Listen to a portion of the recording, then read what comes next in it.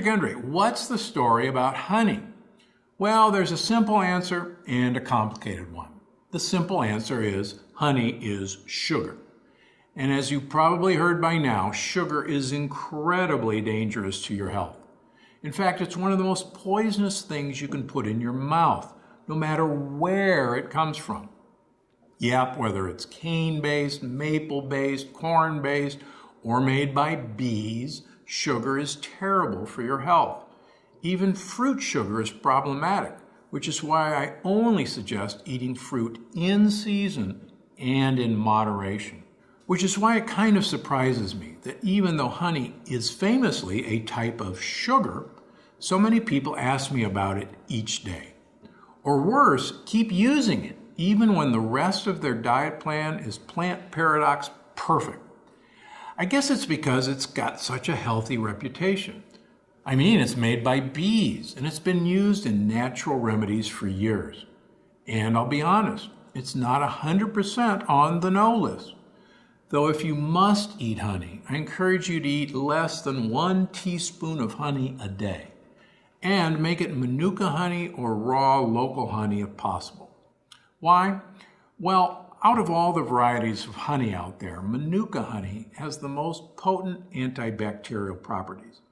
That's why it's actually used topically in wound healing. It's actually been approved by the FDA. It's also got potential for keeping your mouth healthy. Again, that's thanks to those antibacterial properties. And it's great for easing sore throats too.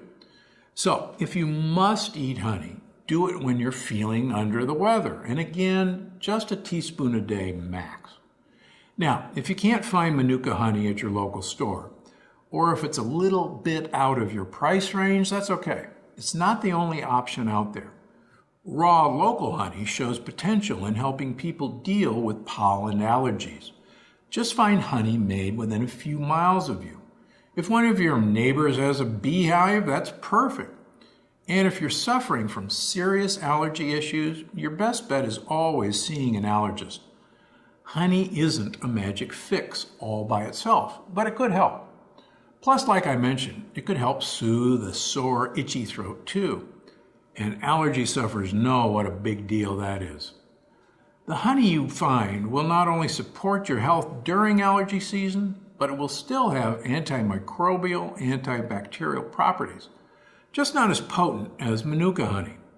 Plus, it's got some great antioxidants in it to support your health from all angles. In fact, the antioxidants in honey have been linked to everything from heart and lung health to immune system function. But honestly, there are other ways to get those benefits too. So treat honey like a special treat or even a medicine, and don't use it every day. Just a teaspoon a day is plenty, and I suggest going with way less than that. And if you're shopping for honey in the store, read your labels carefully. Go for 100% Manuka honey when possible. Just be aware the price point is pretty high. I've seen little jars of it for about 20 bucks a piece. So if you see it at a very reasonable price point, read the label extra carefully before seriously stocking up. And make sure it's pure Manuka, not a blend. And certainly not honey cut with corn syrup. Food labeling is tricky. That happens. The same goes for raw local honey. Get it from a neighbor or read the label carefully to make sure it's raw and local. You can check out your local farmer's market too. One of the farmers may have some honey for sale. Oh, and one other thing. If your doctor says you or a member of your family shouldn't eat honey, don't use this video as an excuse to do it anyway. And certainly don't give honey to infants.